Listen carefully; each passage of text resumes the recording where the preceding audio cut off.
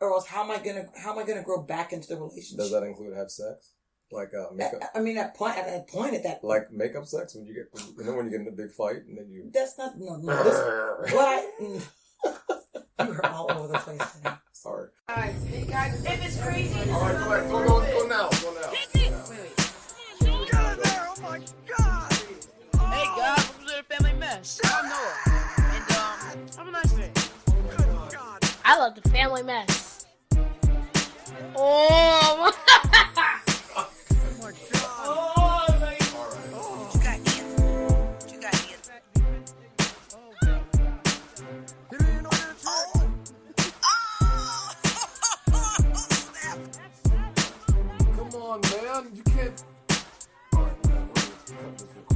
Welcome to episode 7 of The Family Mess. I'm your host, Ian, and this is my wife and co-host, Nathalie.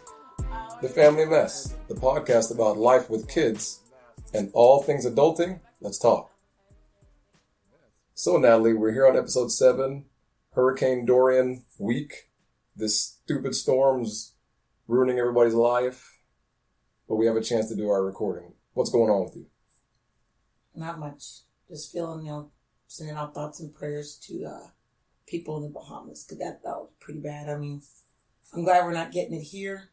I did spend a lot of money on snacks that now I have to try to eat and not eat too much of, because I bought a lot of bad stuff. Oh man, those protein bars are good. But definitely I feel for the people of the Bahamas right now. Yeah, man, that storm came as a category 5, 185 mile an hour, 225 mile an hour gust. I felt so bad for them. I called Denton, or I texted him and asked how his family was doing, and he said they're doing okay. But I think there's a lot more people that we don't even know about that are being impacted by of course, the storm. So I saw that video this morning of the house, the second floor, oh with the water splashing at the second floor window. Like the level of the water was up to the second story of their home. That was the craziest thing I've ever seen. That I know. That's why I thought you put the house on stilts. You're supposed to be good, or put it up. I think, man, I don't know if you can really do much against a storm like that. It's heartbreaking to see. People suffering like that, but man, much prayers to them, and prayers to Central Florida that this storm stays away, because it's still out there 100 miles away. So stay away. You've ruined our life for the last 5 days. Yes, well, the irony, I have a 12-year-old, I have a grandnephew named Dorian.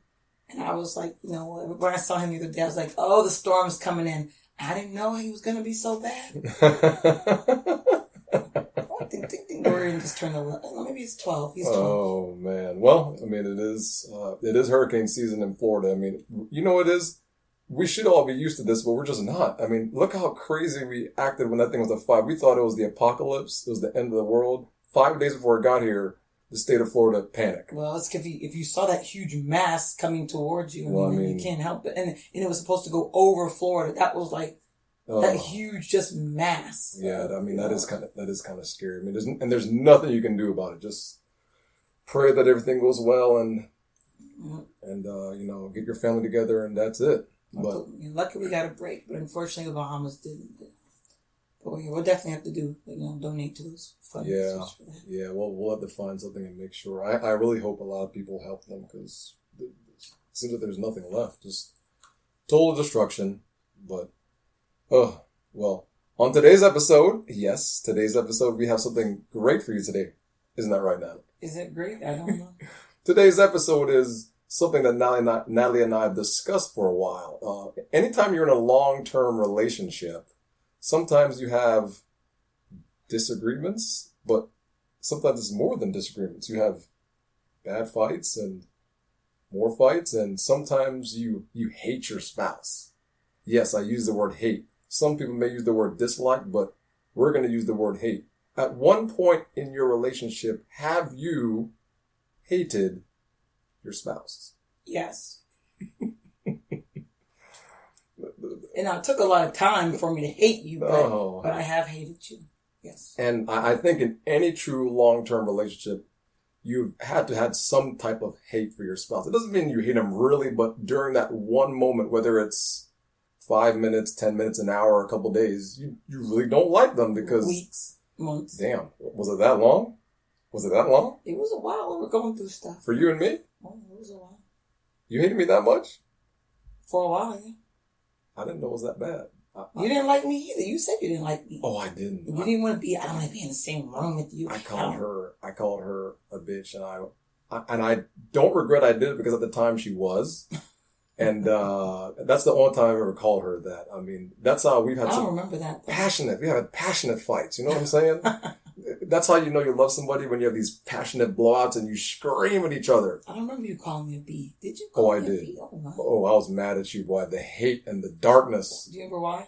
I mean, I can't remember the fights that we had now, but I know back then it was about something stupid. Well, I know. Maybe about me being selfish. You know, the typical stuff I was doing back in the day before I made a decision to start growing up. Before you came to Jesus, had a come to Jesus moment? I had a come to Ian moment because I would have lost everything. But I think when it comes to going through things like that in your life, it's really an opportunity to step back. But I don't hate you anymore. Well, I don't hate you either right now. It's been a while since I've hated you. I was annoyed with you the last few weeks, like we talked about last episode. Oh. But I'm past that now. The love is back. The reason the love is back is because my body has now been, these damn doctors, first of all, it's been how many weeks since I've been? Almost 2 weeks now. And my body is starting to cure itself of this disease, bacteria that I caught. And I'm starting to feel very good again. And so because I've started to feel good again, Natalie's staring at me, because I've started to feel good again, I've started acting a little nicer because I feel better. And I feel better physically. So I'm showing Natalie more love. I don't know about that. Well, but we're getting along better. We are getting along better because I was feeling sick. You know I was feeling sick and I couldn't do anything. Yes, puny is the word. No, I'm not going to say I was puny. I just wasn't feeling 100% myself. And because of that, everybody suffered. But that's okay. We're back. I think I'm doing better. Yes. So what was that about? It was about what? Now it's 2019. So 3 years ago is when we almost split up.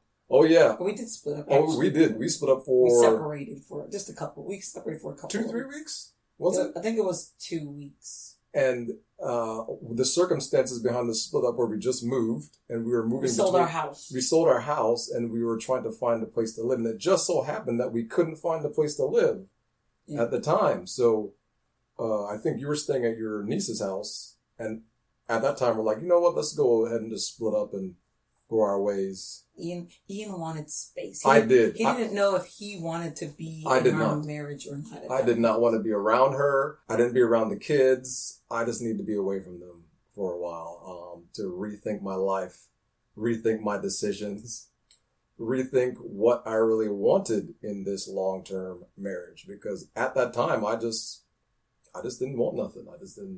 I didn't want you, I didn't want the kids, I didn't want none of it. I just wanted to walk away. It was much easier to walk away than to try to work on the relationship. And we were going to therapy. We've gone. Were we? Yeah, we were going. With who? That guy. We changed from the lady to the guy. Oh, the you guy. wanted someone more on your side. The guy with the glasses. Yes. Yeah, stout. Oh, yeah. Stout. That's right. Yeah, so we were seeing him.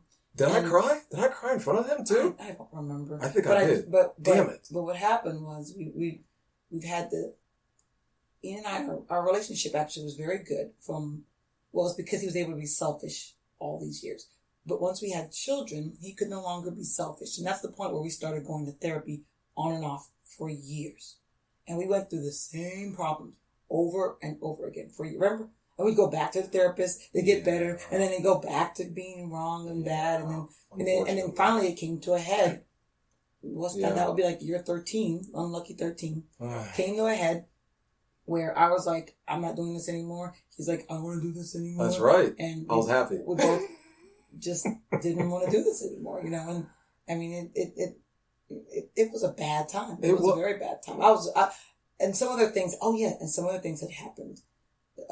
Yes. The Facebook stuff and different things. Oh like yes. I was in a dark depression but now I didn't understand the depression. Because he didn't talk. I was going through a dark, horrible depression.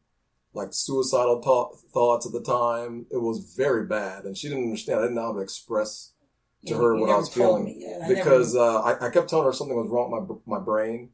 And anybody listening to this podcast right now, if you're going through the same thing that I'm describing right now, darkness, suicidal thoughts, you feel like no one understands you, please try to reach out and get some help, because the people around you love you, and they love you very much. And at the time, luckily, I had people around me that I had a chance to speak with. I called some old friends. I spoke to them, long conversations with them. And when you're going through that dark period, no one can really help you sometimes except old friends.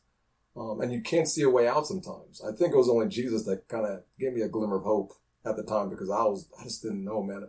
I think my brain just collapsed. My wall that I had built up, my mental wall for years, collapsed. And once your mental wall collapses, you can't fight anybody. Any time somebody does or says something to you, you just fall apart and cry. And God, it was so bad.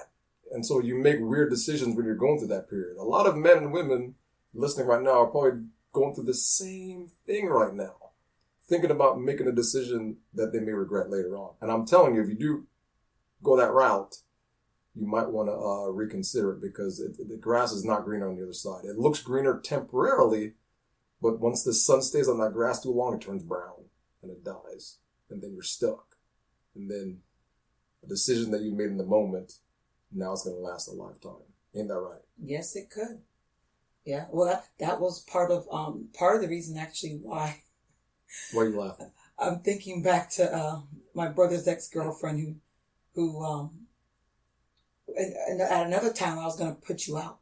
What? And she Put said, me out? "Oh yeah," she said not to put you out. Whoop. Because Which girlfriend was this? my brother's girlfriend. Which brother? Ivor? No, Derek? he was married for Carla. Gosh, I'm trying to I call knew her name. Carla, you're a good woman. Oh. Thank you for not giving up on me like my wife Carla's was always a good woman, at the time. but Carla said not to put you out. Because, Thank you, Carla. But the reason why she told me was that this lady at her job, I think, had put her man out, her husband out. And then he ended up getting some woman pregnant while she put him out. Well, of course. So men, she's like, "Don't put him out. You don't want to do that." Yeah. Well, men do that. Men tend to do those things when they get put out. They feel like the woman has abandoned them. So what do? The first thing they see a woman and they get together with them, and that's it. But the reason they're getting together with them is to hurt the woman, not because they really want to. It's like, I'm going to have sex with this woman because that's the only thing I can do to hurt you, because I'm hurt. You see what I'm saying? They're not doing it because they want to. They're doing it because, well, if you're in a long-term relationship and you're having sex with your spouse, that's like a thing that both of you do, and it keeps the bond together. That's the one thing, that's the intimacy you have. When a man says, I'm going to choose to go ahead and have sex with another woman, and I know that's the only thing I can do that can hurt you, I'm going to do it. It's done to hurt the woman. It's not really done for the man's pleasure. Yeah, he gets pleasure, but he really doesn't like the woman or whoever he's with at the time. So it's done to hurt them. Most relationships people do, they try to hurt each other, which I find, that's what I did to you. I tried to hurt you for a long time because she broke my heart in college and I cried. You were holding out. Like a baby. I don't understand how you held on. I cried. This is kind of off topic thing. I cried. I don't understand. Like a baby. You held on to us breaking up. Like, at this point, we've been married 13 years. We dated I cried 3 years. so much. I love her and she broke my heart. Quiet. We dated for I don't know how many years before we even got married, but you still held those emotions. Yes. From then, even though we were married. Yes. And you said you wanted to hurt me in some way. And yes. You were very selfish. I was. Always very selfish, always very self-centered. I did everything for a long time. I cooked, I cleaned, I paid all the bills. I took care of the children when we had children. Mm-hmm. I mean, I did everything. Oh, and I unfortunately for me, I thought that was what I was supposed to do. And I was an ass. I mean, I look back at it now. That's why I think you grow up as you get older. You should become more wise in your decisions in your relationships, and you should grow and become more mature. But it took me a long time. Look, till I was 30? No, bro. 30? No. I'm still not mature? You 42. Damn. So let's say the last 2 years that you have come into your own and 2 years? Yeah. No, man, it was before 2 years. No, after we split up. And now we once we split up, we had a kumbaya moment. Kumbaya. Where we realized that a lot of, from the therapy and the talking, was a lot of our problems stem from our childhood. Remember that we had this long I conversation don't know what the hell that somehow it came out that our issues stem from our childhood. Yours too? Yes. Remember, I learned how to fight, not in a good way, from watching my parents, and you learned from your parents' anger to withdraw and when conflict occurred. Well, I learned not to talk either because my parents never talked or communicated. That's why they got divorced. I think it had something to do with it too. Cause right. So, and that was seeing our them problem. fight, yeah. Because I would try to talk to you. I would get angry, but I also try to talk to you, and you could never talk to me and communicate with me and then you would just shut down. So if I would say anything to you, even if to just have a discussion, you took it as an argument. Yeah. Right? So all of this manifested for so long that's where we got to that point where it was either we split or we stay together. I'm still trying to get used to my wife, Nathalie, after all these years, because she's hardcore, man, because she grew up with all these brothers. So it's a little difficult to communicate with her. Her style of communication is very direct at times. And yes. I don't beat around the bush. And she does not beat around the bush, and I get my feelings hurt. But I've learned to work with that and not take things personally because she doesn't really mean it. I mean, she's very nice. She really is. I'm kind of nice. She's evil laughing right now.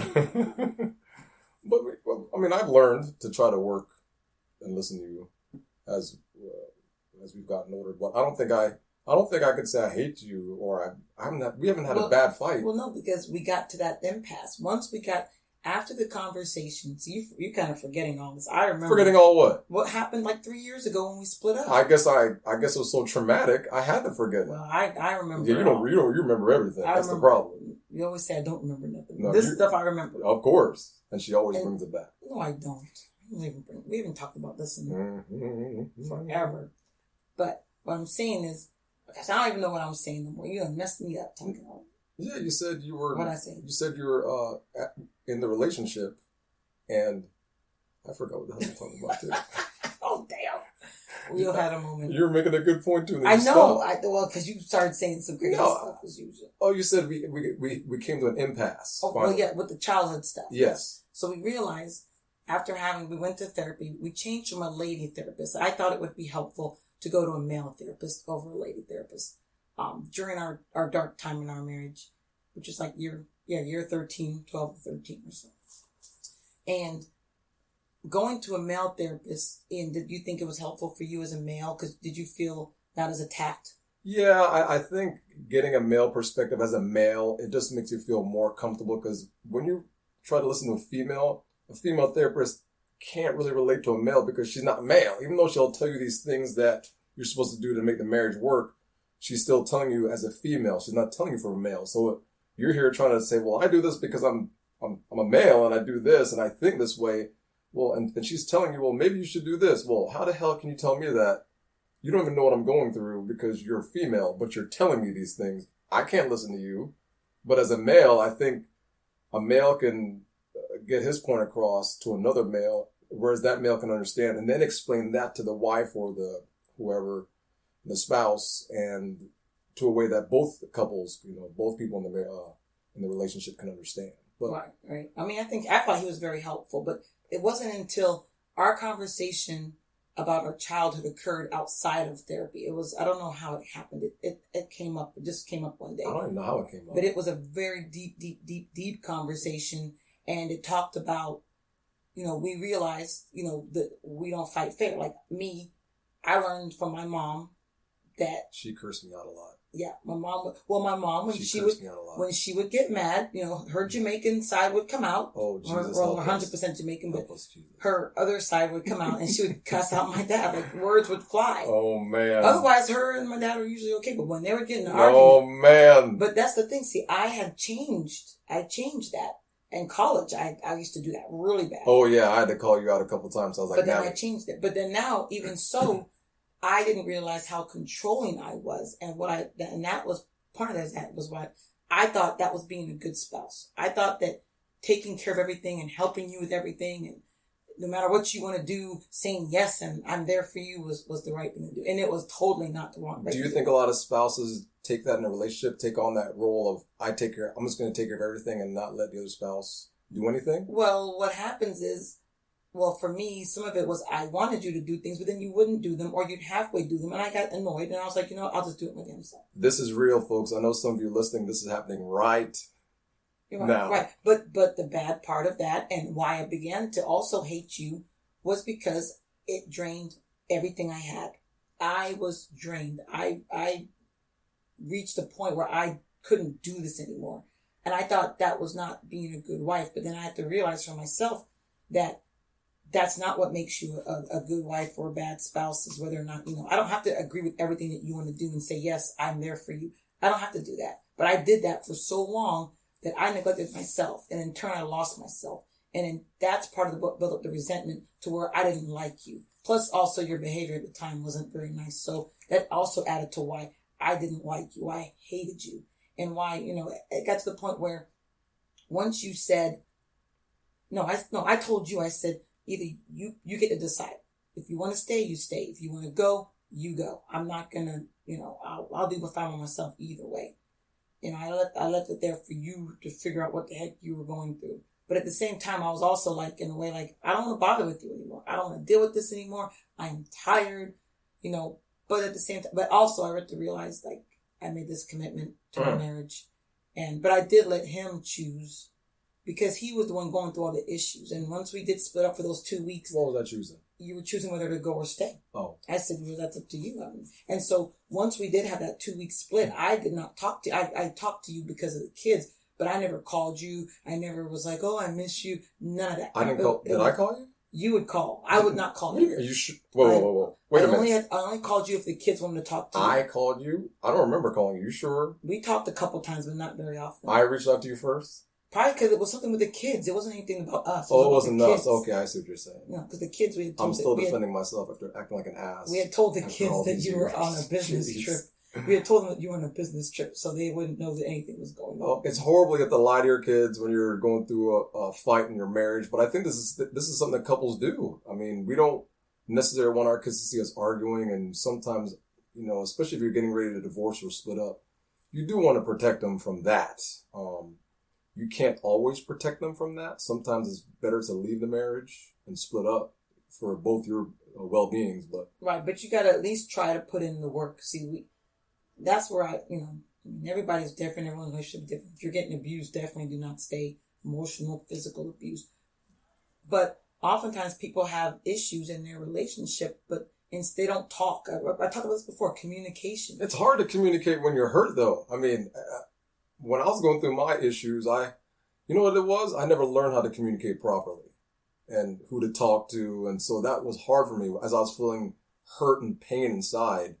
I couldn't talk to you because you didn't understand. I don't think you could even understand or relate to me. I reached out to an old friend at the time, and she understood because she was going through the exact same thing. So I spoke to her for a while. And so I felt better because someone understood the pain and darkness that I was going through at the time. And, it was tough. But like I said, you got to have somebody to talk to when you're going through that. I don't know. I think relationships are just... Relationships are difficult, hard work, and a pain in the ass. I'm just thinking about it right now, and I'm not looking forward to another. Well, I think if the kids are going to college. We get along good when we don't have to deal with the kids and all the stress of life. The kids are, I've said this time and time again, kids in a relationship put a strain on the relationship. Whether it's good or bad, you could love your kids, but no matter what, you have to put your attention to them. Sports, emotional attention to the kids, and it does take a toll whether you have a strong relationship or not. It's just the way it is. Yeah, but you still have to also focus on each other, and you can't. That's one of the things that they're always blocking. But I've tried to be very intentional in our relationship about us doing things together. Yeah. And making time for each other, and even not having the kids in our bed a lot and that kind of stuff. Yeah. So we can stay close and have that bond. As a couple, it's important to do things away from your children. Don't bring your kids along with you all the time everywhere you go. You got to they got to have their time, and you and your spouse have to have that alone. You have to, or else, I don't know, sometimes you end up depending on the kids. I don't know. Or you hate your spouse. Oh, yeah. That's what the kids are the root of this. I'm telling you. They are not the root of it, but they can add to the stress of a relationship. So that's why it's important to cultivate your relationship and try to stay together, because you will get to that point. And communicating, that's what I like, communicating is the number one thing. so you don't get to that point where you do hate your spouse, or if you do, you can get past it. Because actually, at first, once we got back together, I just still didn't like you. No. I had no feelings for she you told whatsoever. me, I don't want to touch you. Nope. I don't want to look at I you. didn't want to hug you. And I was like, nothing.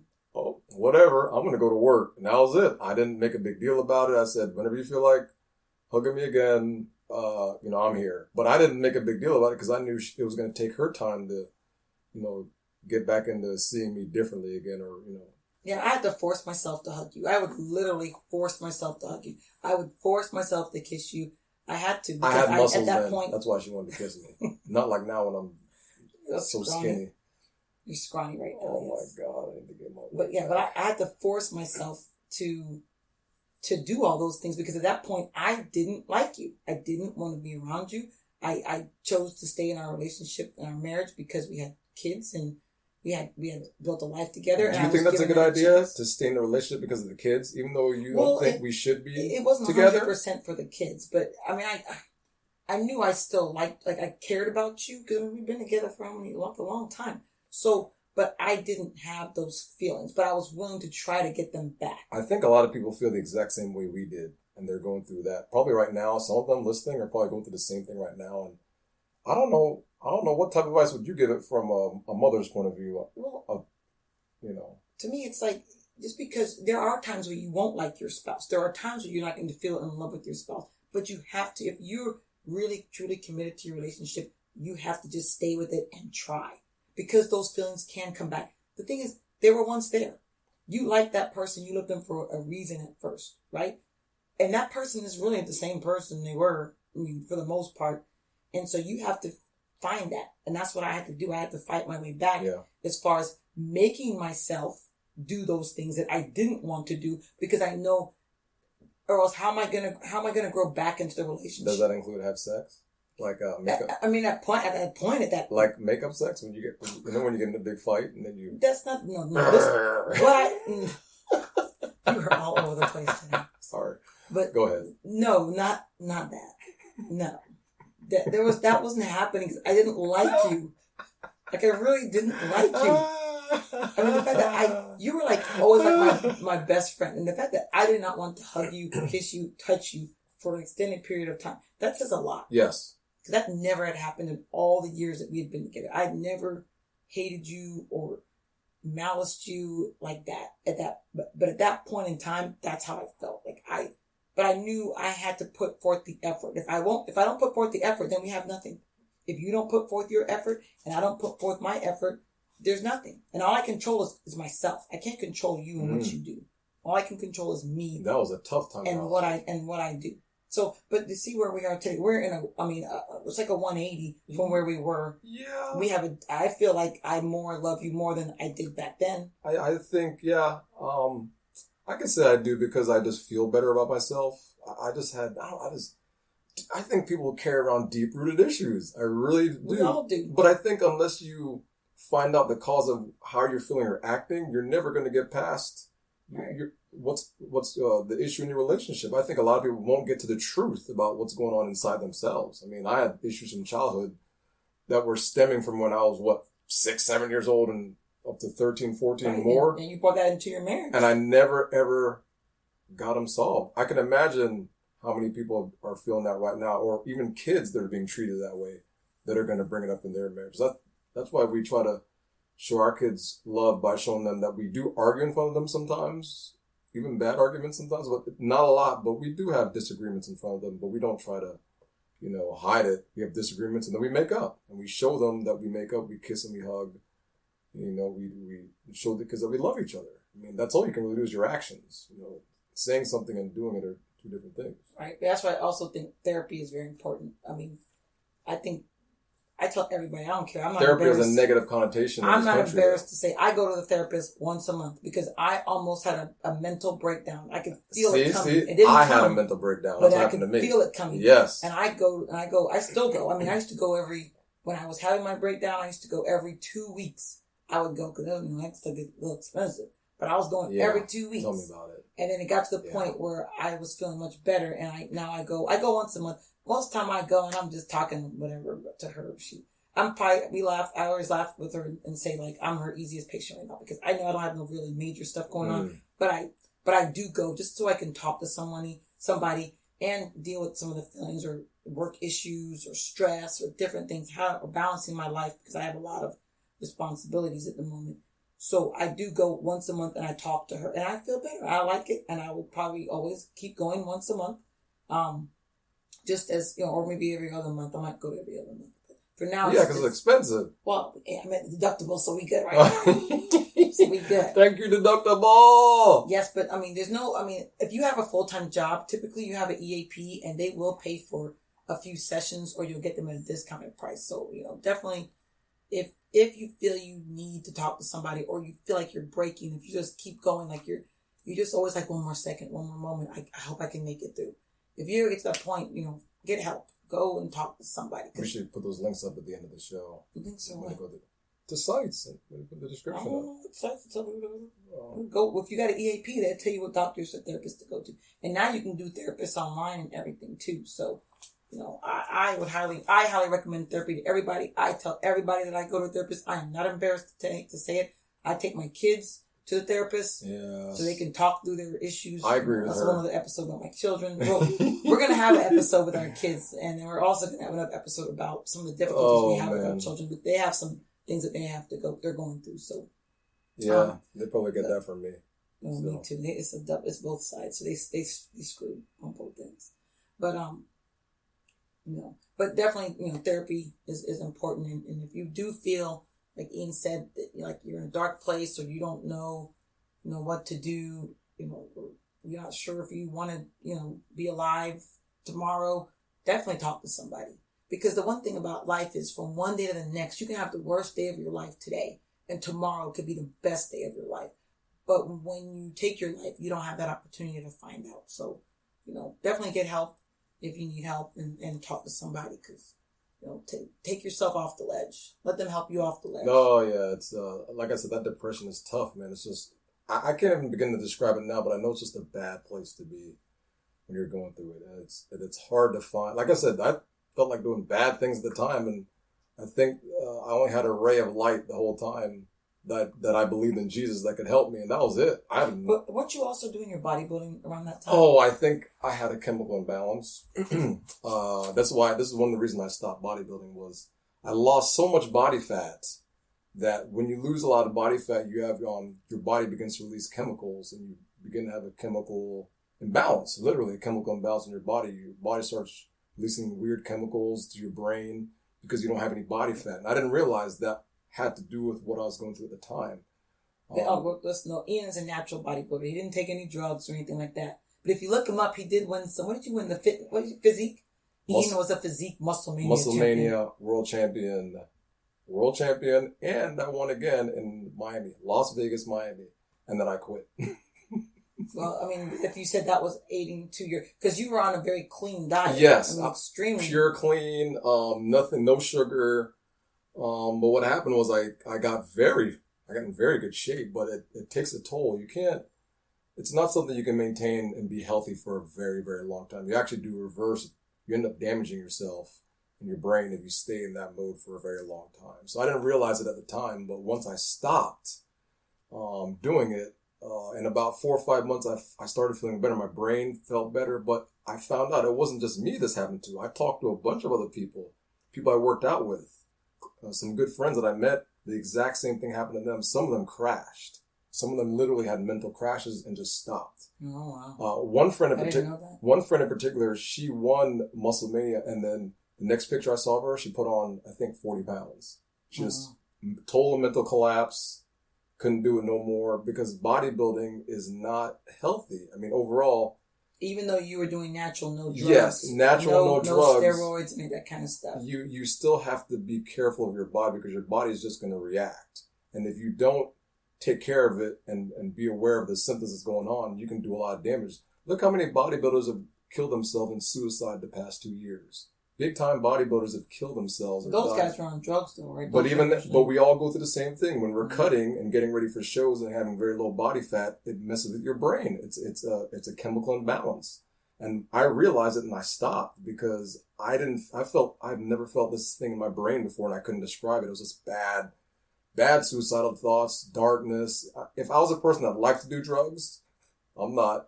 I probably would have done a lot of drugs during this time, but I don't like drugs or anything like that. So I didn't do anything. So I had to deal with this depression, this chemical imbalance.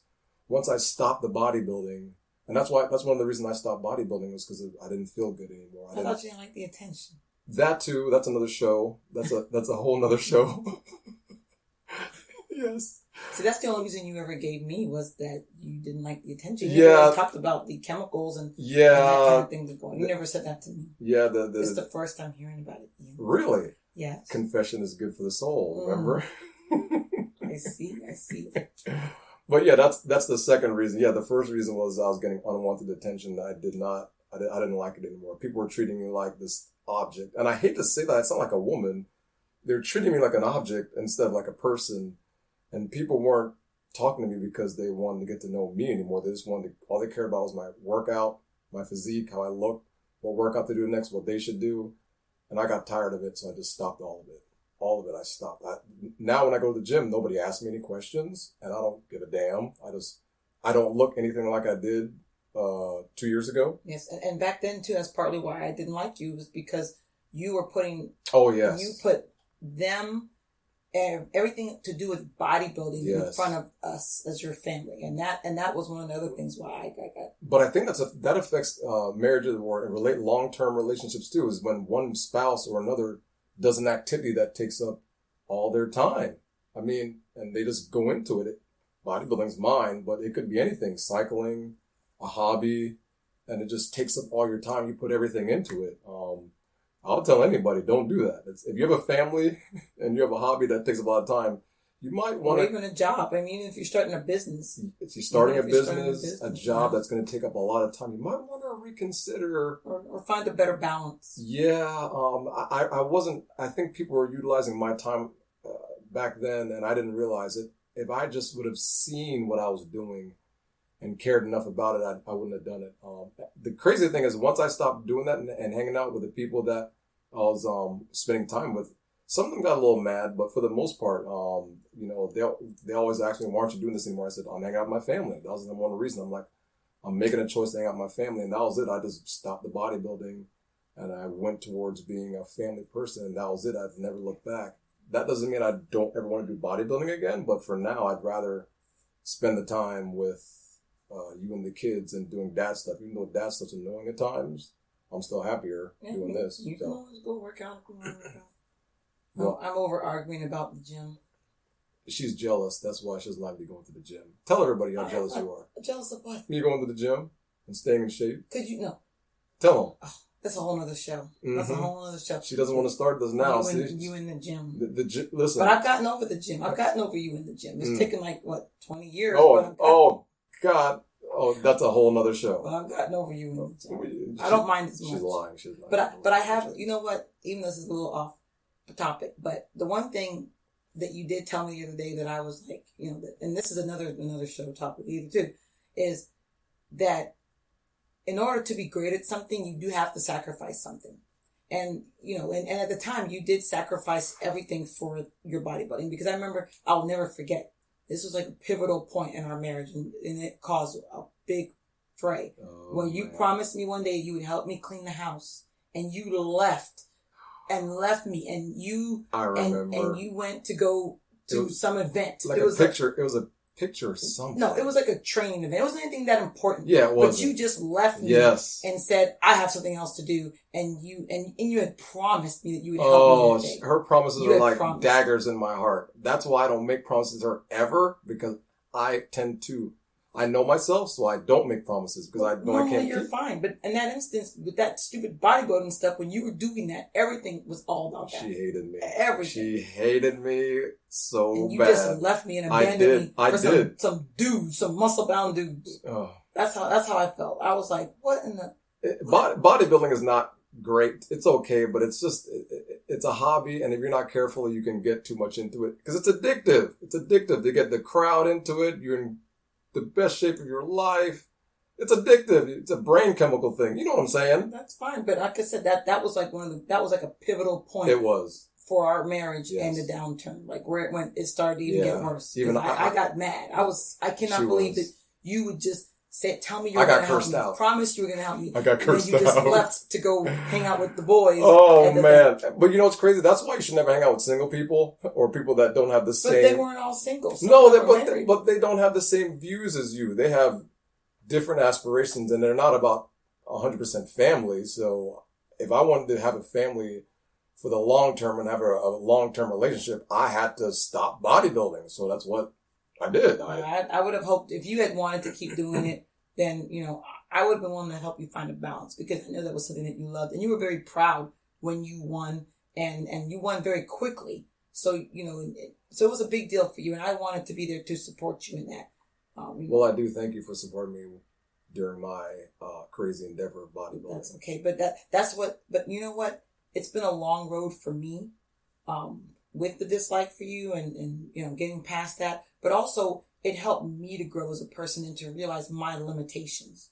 Because I had to finally be like, oh my gosh, I've done everything in my life for this man. Everything. Everything that he wants to go to seminary school. Okay, Ian, yes, I'm there for you. He wants to be a bodybuilder. Okay, Ian, yes, I'm there for you. He wants to buy a car. Everything Ian wanted to do, Nathalie was there. But Nathalie forgot about Nathalie. Yes, she did. So now I'm at 42 years old. Yes. And I'm having to play catch up for forgetting about Nathalie. And now I'm still a work in progress. And my therapist is, you know, she tells me about delegation and not saying yes to everything, which I'm working on all those things and not being too nice. But I've had to start to be more selfish for myself. That's why I went for a week. I didn't have to go for a week to visit my friend, but I was like, you know what? I'm going, you know, you have vacation at work. You can figure it out. I'm out. You know, I have to start doing things for myself. I take weekends and I go away and I leave with, you know, I just leave money and I leave. I don't buy food. I don't prep. I don't do anything. I just leave because I have to do for myself. And now at 42, I'm finally at a point where I am more selfish and I am thinking about myself because I've been telling her that for years. But that's the thing. But as a mother and a wife, you want to be there and do for your family. I agree.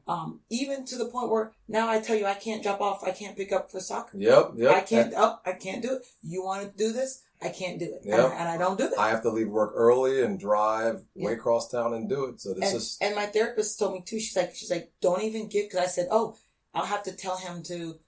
I forgot what I was going to tell you, but basically tell you what to do because I can't jump off. Do it. And she goes, no, don't tell him anything. Just tell him you can't do it. I shouldn't be telling you my little secrets. Oh. But she said, just tell him you can't do it without offering any solution. Yeah. Because you have things to do for yourself. And I've been fighting a long time that I want to have a life for myself or do things that I want to do in my life. And I haven't done them. Yeah. And I fight all the time with balancing those things out so I can accomplish those goals. Because I mean, what's the point of me living? Yes, I raised children and I pray that they grow up to be good men.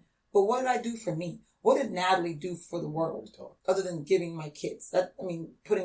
Bearing children and raising them. I want to do something for me that I know that I've made a mark on the world. And I do thank you for telling me to be more selfish. So, you know, and I do, you know. Being selfish wins. Even though the experience we had was bad, it did bring a lot of light for me and positive change in my life that I can do things. So now I'm out here trying to do my little thing, pushing through all the little obstacles I keep facing, but I know I'm going to make it. I'm going to get there. That's why I talk to other moms who are business ladies or who, you know, who do other things than just being a mom. Nothing's wrong with just being a mom, but there are moms who want more than just to take care of their kids. And so that's why I talk with those moms and try to strive more for myself and to feel accomplished in my life. The more than just being a mom and a wife, which are great things.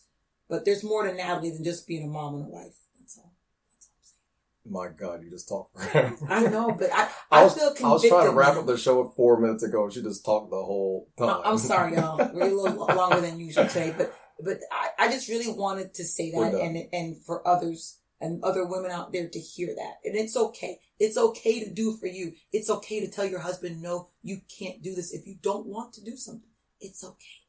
And it's okay. I have to edit for your the intro husband and outro to this show and she's still talking. And it's okay if your husband has to figure out how to feed the kids. The kids will be all right. All right. Even if they eat potato chips for dinner, they will be all right. Take that time for yourself.